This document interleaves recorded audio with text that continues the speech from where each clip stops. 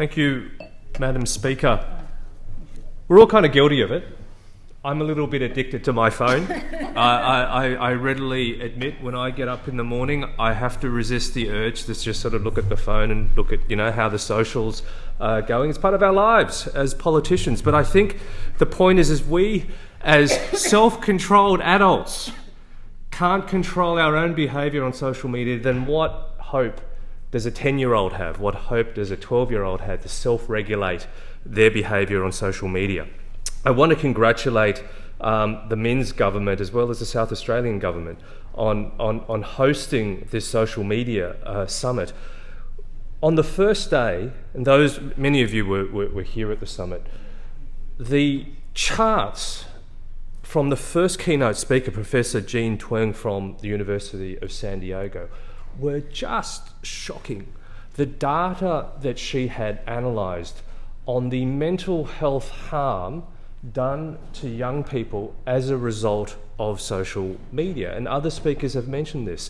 Since 2010, a 221% increase in the rate of self-harm hospitalisations of girls under 14.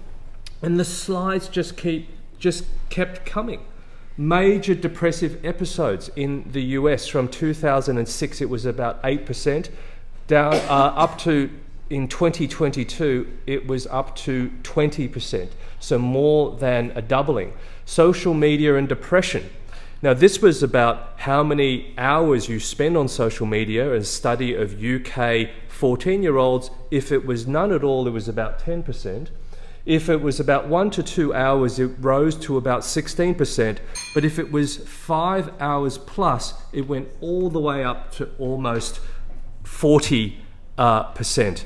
Madam Speaker, the harm is clear, and it's real harm. It's not trivial harm. We're talking about suicidal behaviours. We're talking about self-harm. We're talking about depression.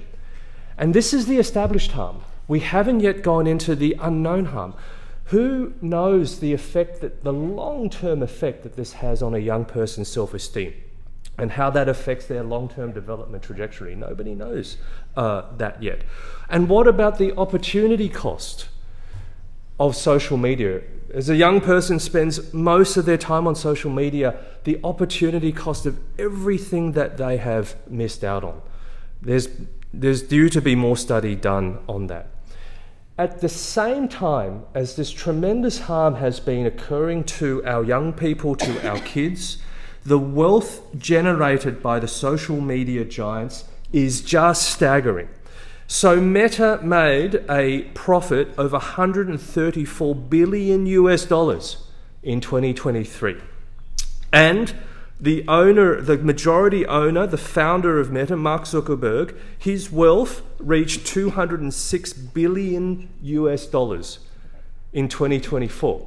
And all I can say is this: if the social media giants profit from our kids, the least that they can do is to make sure that our kids are protected. Now, I invited the Strathfield Youth Advisory Board to a little workshop. We did our own mini social media summit there in Strathfield, and their insights were amazing.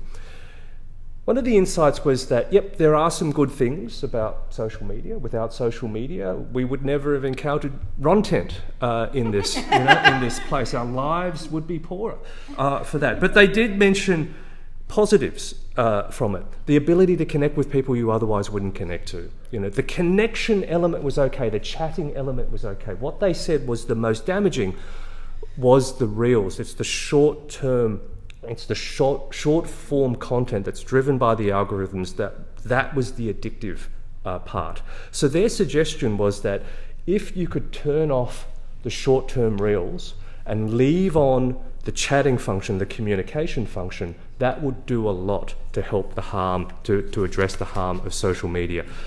But, Madam Speaker, it's not just government regulation. I think we all have a role to play as parents, as community members, as mentors and as leaders in this place to minimise the harm that social media does to our young people. I congratulate the New South Wales government